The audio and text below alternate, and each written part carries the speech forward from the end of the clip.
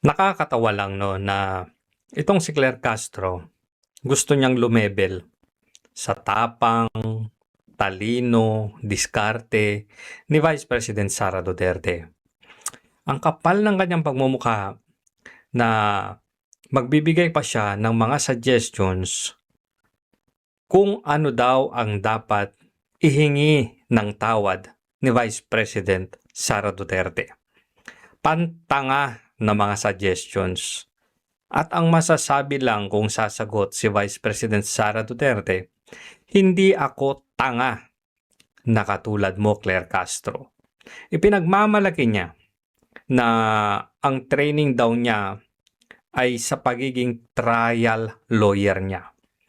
Pakinggan natin itong mga out of this world na mga suggestions niya kung ano ba daw ang dapat ihingi ng tawad ni Vice President Sara Duterte. O sige, tingnan natin yung talino ni Ante Claire ha. Unang-una, if I may quote, sa unang mga buwan ng aming mga termino, nakita ko na ang kawalan ng katapatan ni Bongbong Marcos Jr. sa mga pangako binitiwan ng kampanya. At kasunod po nito, humingi siya ng patawad kung tinulungan daw niyang mahalal si BBM bilang Pangulo. Okay, isa-isahin natin. Mas maganda po yan. Humingi siya ng kapatawaran dahil tinulungan niya sa pangangampanya. Tandaan po natin, ang taong bayan ang naghalal kay Pangulong Marcos Jr. Wala namang nagko-contest kung sino ang naghalal. Natural, taong bayan ang pumili. Alam nga naman, sino ba ang maghahalal sa mga politiko? Hindi ba ang taong bayan? Unang katangahan. Next. Kung ano man po ang natulong niya, pareho naman po sila nagtulungan dahil ito ay unity team. So umaamin ka na natulungan nga ni Vice President Sara si Bongbong Marcos. Pangalawang katangahan. Kaya wag niya pong suluhin ang credit kung nanalo man ang Pangulo. Wala namang nagsusulo ng credit. Ang sabi niya, nakatulong. Nakatulong. Hindi niya sinabing ako ang dahilan. Pangatlong katangahan. At nakikita ngayon ng Pangulo at rather ng mga kababayan natin kung sino ba nagtatrabaho. Isang working president compared sa Vice Presidente. Compared sa Vice Presidente na ano? Wala. Bakasyon. Yun na naman ang titirahin yan. Bakasyon. Inggit ka? Magpakasyon ka rin kasi. Ano ba yan? Isa pa ho, again, if I may quote, di ko kinaya maging bahagi ng 2025 budget na tadtad ng katiwalian. Pinili kong umalis sa gabinete kahit alam ko na since 2023 ang magiging kapalit ang aking impeachment. Pinag-uusapan po ba ang korupsyon, ang katiwalian?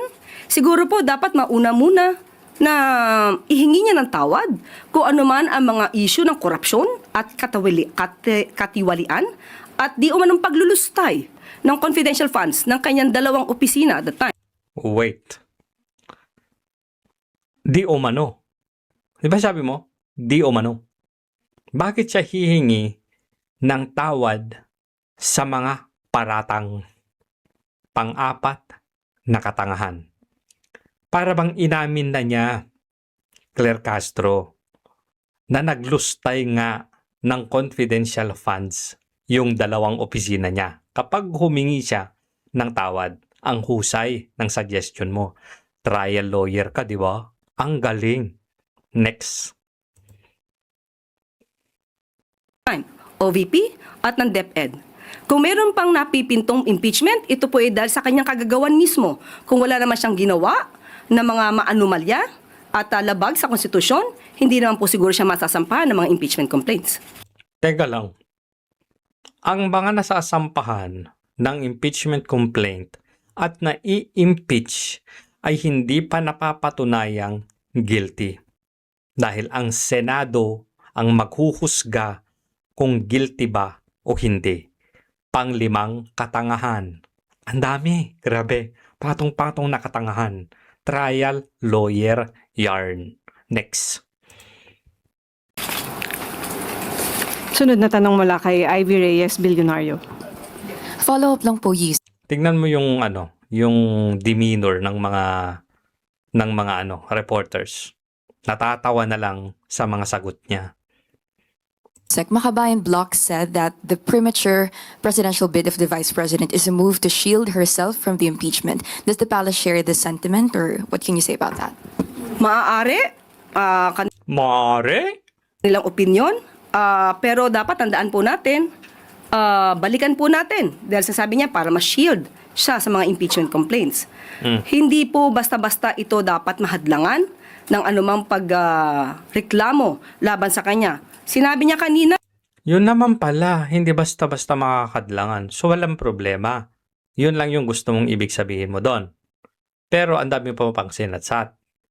Ano pa? na hiningi niya ng tawad dahil nalulunod tayo sa baha. Pero tandaan po, Ito na. Handang-handa, si Auntie Claire. Handang-handa. Handang-handang manisi. Tandaan nyo ha, mag-aapat na taon na si Bongbong Marcos. Mag-aapat na taon na. Pero ang sinisisi pa rin niya, yung nakaraan. Hindi maka-move on, no?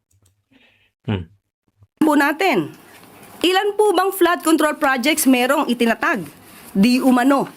Ang Aba ba di umano? So, hindi ka sigurado. Invento. Kasi di umano eh. So, wala kang data. Hindi yan facts. Di umano. Katanga. ang kanyang ama. 13,917. Okay, 13,000, so, etc. Etc. Tignan natin yung justification niya dito kung bakit dapat kailangang sisihin ni Vice President Sara Duterte ang kanyang ama. Na flood control projects na mukhang hindi naramdaman. Mukha lang naman. Baka naramdaman. Dahil kung meron 13,917 flood control projects, dapat naramdaman natin at Dapat? medyo humupa ang pagbaha. Medyo. Humupa ba? Ganito ba ka-massive? Ha, Claire Castro? Yung baha nung panahon ni Paolo Duterte? Na kunting ulan, baha. Ganito ba ka-massive? Yung mga nasisirang, mga kakatayo lang na flood control projects? Ganito ba? Mukhang hindi Mukhang ngayon nagliparan ang GOS at standard ha. Substandard ha. Huwag mong ikukumpara. Malayong malayo. Sa Pilipinas. Huwag niya rin pong kalimutan. Ato, akin pong kinuha ng mga report. 2016, meron pong Eto na. local lane na bagyo na Nina. Inisa-isa na niya yung mga nakaraang bagyo. Na nagdulot din ng pagbaha. Wow, bagyo. Nagdulot din ng pagbaha. 2017, Orduha. 2018, Ompong. Nagkaroon ng massive landslide sa Benguet. Massive landslide. 2019, Tisoy. 2020, Ambo. Gagi. History na tayo ng bagyo ngayon. Lahat po ito ay may pagbaha. Natural, bagyo eh. Pero hindi ganun ka-massive. Taong 2020, Rolly. Oh. Ito po ang strongest landfalling typhoon ng 2020. Strongest pala. Strongest pala yun. Ngayon, kunting patak ng ulan, baha. Nandyan din po ang Ulysses, Odette at Agaton. So, hindi po pwedeng magmalinis na wala nangyaring pagbabaha sa panahon ng kanyang ama. Wala namang nagmamalinis, Auntie Claire. Meron ba? Ang pinag-uusapan natin, yung ngayon, 4 na taon na si Bongbong. Sinisisi mo pa rin yung nakaraang administrasyon. Hindi ba dapat sa 4 na taon na fill up na yung mga gaps na yan kung talagang meron o hindi sapat yung mga flood control projects noon? 4 na taon na, Auntie Claire. Move on din. Lagi na lang yung nakaraang administrasyon ang sinisisi. Ipagmalaki nyo naman yung nagawa ninyo. Grabe. At nandito pa rin po ang ibang report at aking ipapakita. 2021, nagkaroon po na malawakang pagbaha sa Davao City kahit walang bagyo. So 2021 na yan. Palabas na si Duterte. Yun pa lang yung naibibigay niya. Massive na pagbaha kahit walang bagyo. Isa lang? Isa pa lang? Uy, Ito po ang isa. grabe naman yan. May ano pa. Mag-PowerPoint ka na lang dyan. Grabe yung tsura nyo. Parang nakakapuntos, no? Grabe. At ang sumusunod, ito lamang po ang aking na-print at marami Parang awa mo naman na, Claire Castro. Sa bawat print mo dyan, pera namin yan. Kailangan mo pa talagang i-print. Kailangan mo pa talagang i-print.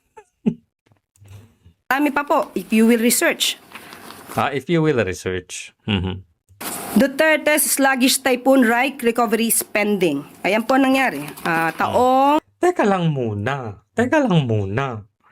Bakit napunta na tayo sa administrasyon ni Pangulong Duterte? Bakit nandun na tayo? Ang dapat nire-rebat mo na hindi totoong maraming baha sa panahon ni Pangulong Bongbong Marcos dahil nagtatrabaho siya at hindi nagbabakasyon. Dahil maraming flood control projects na mga magaganda na naipatayo sa panahon niya. At marami pang ipapatayo. Hindi ba dapat ganun? Pero bakit wala kang maipagmalaki? Na wala ka man lang maipagmalaki na itong lugar na ito dati binabaha pero dahil sa flood control project sa panahon ni Bongbong Marcos hindi na siya binabaha. Kabaliktaran kasi na nagpatayo nga ng mga flood control projects, nagpatayo ng mga pumping stations na yun yung naging dahilan kaya yung mga dating hindi binabaha, ngayon binabaha na. Nakukuha nyo yung gustong ibig sabihin? Ang sarap sanang pang-counter na sa aligasyon o sa paghingi ng tawad ni Vice President Sara Duterte na lubog sa baha ang bansang Pilipinas, ang pangrebat mo sana doon, hindi totoo yan. Dahil maraming flood control projects na ipinatayo sa panahon ni Bongbong Marcos ang nakakatulong talaga. Pero bakit ganun? Bakit kahit isa man lang doon na yun sana yung panrebat mo, wala kang masabi.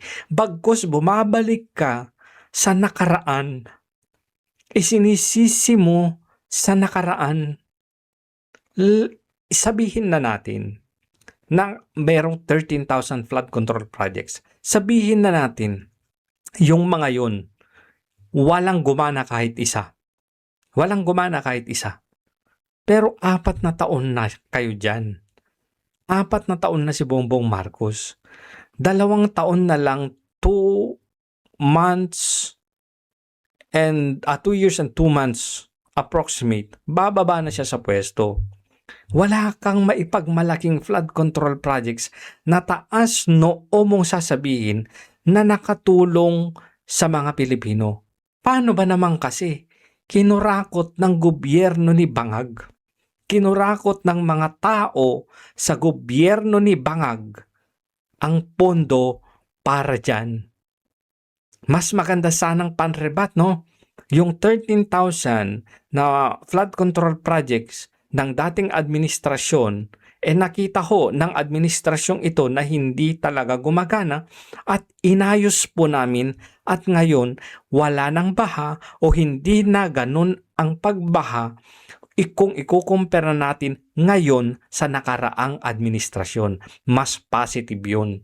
Pero wala kang masabi kahit isa. Wala kang masabing panrebat positive na nagawa ng administrasyon ni Bangag. Apakasimpleng sampal-sampalin sana ng mga data, ng mga ebidensya, bagkus ang tinitignan mong mga print mo, yung mga kalamidad na nagdulot ng baha noong nakaraang administrasyon. Ang labo mo Ante Claire eh. Tapos gusto mong i-level, gusto mong makipagtalastasan, makipagpaligisahan ng talino at strategy na kumpara kay Vice President Sara Duterte. Huwag mong kakalimutan, Ante Claire. Mas maraming nakuhang boto yang vice-presidente na tinitira-tira mo. Hinalal yan ng taong bayan. Mas mataas pa ang boto niya. Sa pinaglilingkuran mo ngayon, nabangag. Good luck sa'yo, Ante Claire. Good luck pagbaba ni Bongbong Marcos. Balita ko kasi, meron kasi akong mga Tweety Birds. O, gamitin natin yung Tweety Bird niya. Meron tayong pipit pala yung sa kanya, na marami ng mga tao na naghahanda ng mga kaso mo. Ano ang hinihintay? Yung paghinog. Anong paghinog, gossip? Tamang timing.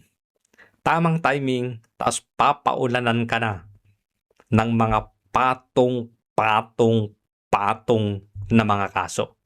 Magdasal ka na lang na maging irrelevant ka na. Para, hayaan nyo na, irrelevant naman na yan. Yun, magdasal ka na lang. Yun na lang yung pag-asa mo para hindi ka masampahan ng mga patong-patong na kaso. Ang dami mong atraso sa taong bayan, Ante Claire. Sa totoo lang, magdasal-dasal ka na lang. Ha?